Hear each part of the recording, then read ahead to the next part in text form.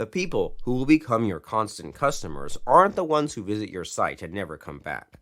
Those who subscribe to your email list, YouTube channel, or follow you on social media will become repeat customers. They are the ones who you will make the vast majority of your money off of. Those are the same people who will need to see you as honest and trustworthy. If you admit your mistakes in the beginning, they'll see you as someone worthy of trust. It takes quite a bit of courage to spill the beans about your flaws, but it's so worth it in the end. It's the only way that you'll win the hearts and minds of those who matter the most.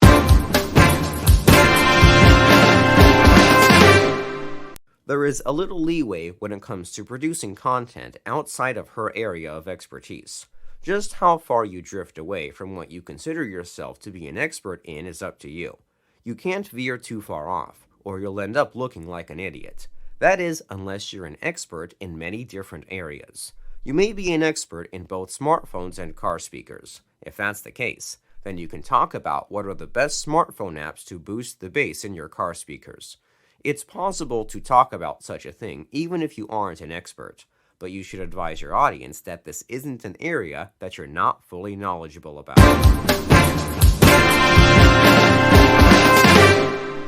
You're probably not a doctor. You have a site about cocktails. Sure, you're an authority on the subject because you're a bartender, but you don't know what happens when a person gets a hangover. Instead of pretending that you're an expert, hire a real doctor and have them talk about the effects of alcohol and why people get hungover. You should be able to find a young doctor willing to talk about this topic online. It may take a little searching, but the hard work will pay off in the end. People will respect you more, and your authority will grow if you're willing to seek outside help about topics you have no knowledge of.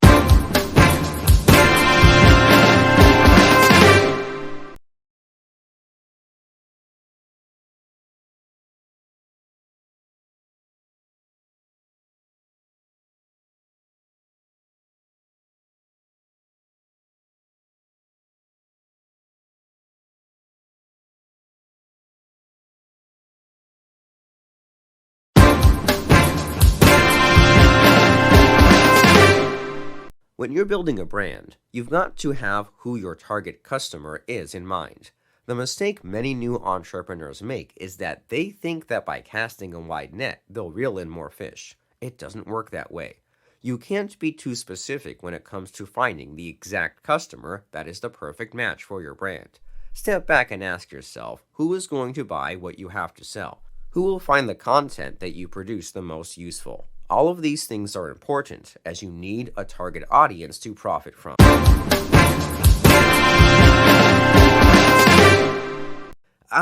Now you see where this is going. People will associate your brand with your niche. That makes sense, right? You associate Gold's Gym with people who work out. You don't think of a circus when you see their logo. You must build brand awareness within your niche to gain any traction. Anything less than that and everything around will flood out your message. You can't build a handbag brand for men and also sell socks. It's just silly. It might be possible to venture off into the world of socks after you've made a few $1,000,000. If you're just starting out, stick to the handbag.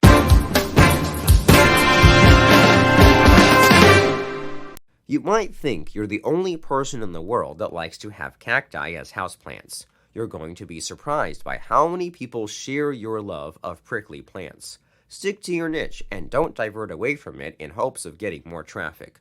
You will eventually get enough people to visit your cactus site to make it worthwhile. The mistake people make more in the early days of their internet marketing venture is to go broad in hopes of getting more traffic. Any traffic that isn't cactus related isn't going to help you make any money. Instead, stay focused on your niche and be patient. Work on building your brand one potential customer at a time. Treat the people the way you'd want to be treated and create content that you find interesting. If you do those two things, your brand is sure to be a success.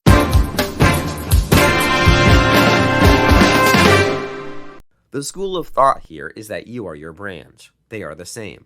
What you want to do here is seek out other people who are an authority in their niche and work together with them. What does that mean? It means that you collaborate and produce content together. It might also mean that you give each other shout-outs. There is a multitude of ways where two authorities in a niche can work together and build their brands. If you keep the focus on whoever is consuming your content, both parties will benefit from whatever is done.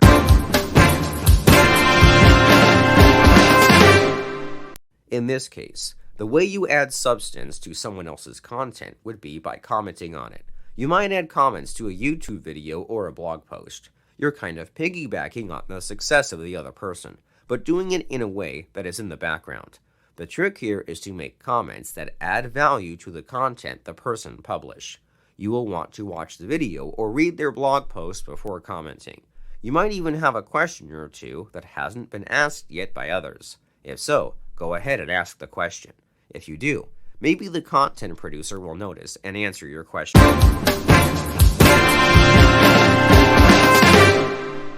It sounds like a feat that's too big for anyone to tackle. It isn't. You can be a pillar to someone else's content and still be rewarded. The way that you do that is by being seen as someone who isn't in the way. You are an active member of the community who trusts and values the opinions of others. Sometimes being the nice guy can get you far in business. In this situation, you're adding value and helping yourself at the same time. If you do it right, people won't even notice that you're building your brand. They'll only see you as an authority who is taking an active role in the community.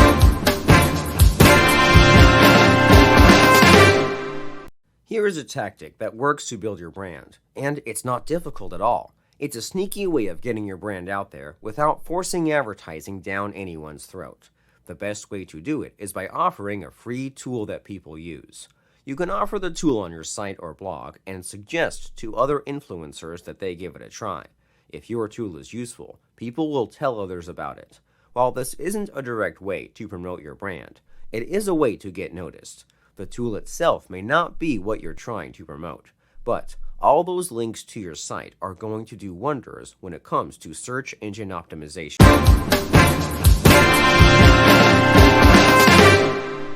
Some companies are really good at this. Pabst is an excellent example of a company that does very little in terms of marketing, but everyone always knows about their beer. Your product can be the same way online. Maybe you sell clothes for children, and you want to get your product out there. Send free samples to bloggers and YouTubers and suggest that they produce content wearing the clothes. It's an even better idea if the clothing has your brand or slogan on it. T-shirts are great for this, and any little bit of brand awareness is well worth the effort.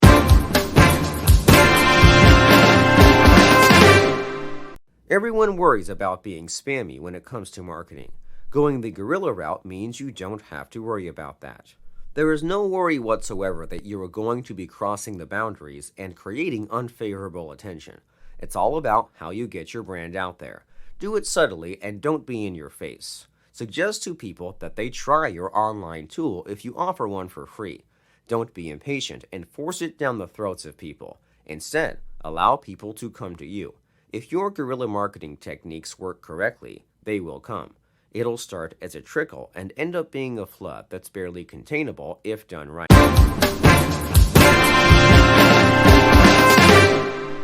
Your reputation is one of the most powerful aspects of marketing. If people think you're anything other than on the up and up, it's going to cause big problems. How do you make sure that people don't get the wrong idea about you and your brand? The way you do it is through reputation management. Don't allow this phrase to scare the pants off of you.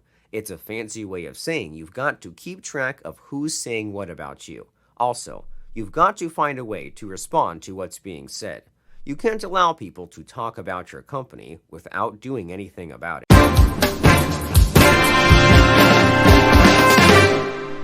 How do you know what people are saying about you? Well, you're going to have to pay for this information. Don't go the route of paying a firm to scour the internet for anything that might be damaging. Most of those firms are just guys sitting in their mom's basements using tools that you can use yourself. It may be a good idea if you're a big brand to pay someone, but do your homework before hiring anyone. Anyone can say they're in the reputation management business, but it's your job to weed out the pros from those who are con artists with fancy-looking sites.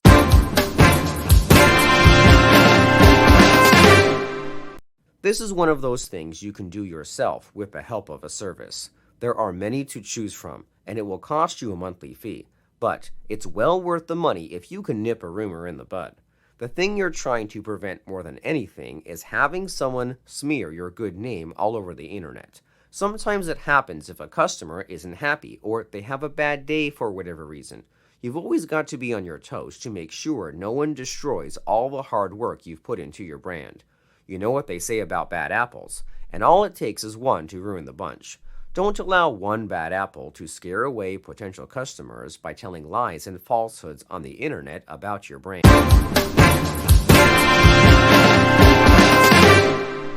No brand is perfect all the time. Business is a highly competitive contact sport, and you've got to be ready to crush your opponents. If that sounds brutal, it was meant to be. The people who you call competition want to take away all of your money.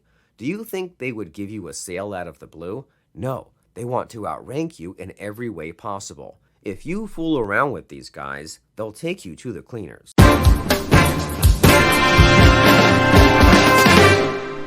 The easiest way for a new business to take charge is by finding areas where other businesses are failing to meet their customers' needs. This happens all the time across the board in many different businesses. Web hosting is a perfect example, as there are hosts who specifically meet the needs of WordPress users. Most of those hosting companies charge a premium for such a service, and customers couldn't be more happy to pay it. Sure, some of it is nothing more than marketing hype, but that's your job as a brand owner to come up with such things. People need a reason to give you their money and not someone else.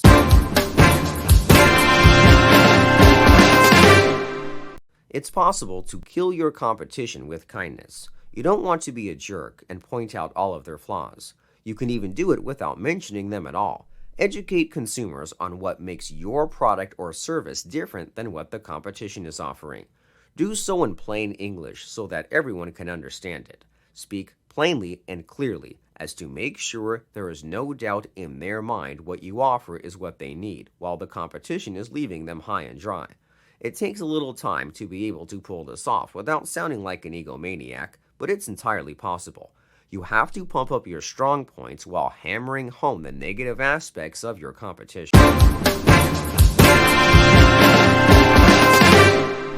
There are so many little things that make a brand what it is.